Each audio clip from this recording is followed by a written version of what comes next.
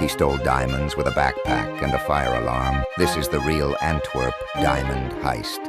Belgium, 2003. The crew spent years infiltrating the diamond district. Fake identities, rented offices, hidden cameras in light fixtures. They mapped every sensor in the vault. Heat, motion, magnetic contacts, seismic mics. On a quiet Sunday, they spoofed cameras with pre-recorded loops, disabled alarms with a homemade device and aluminum foil. They picked the lock, melted ice from thermal sensors, used a custom key for the vault. They opened over 100 deposit boxes, vanished with millions. The breakthrough, a discarded sandwich and a glove. DNA led to mastermind, Leonardo Notarbartolo. He got 10 years. Most diamonds never found. A near-perfect heist, undone by trash in the grass.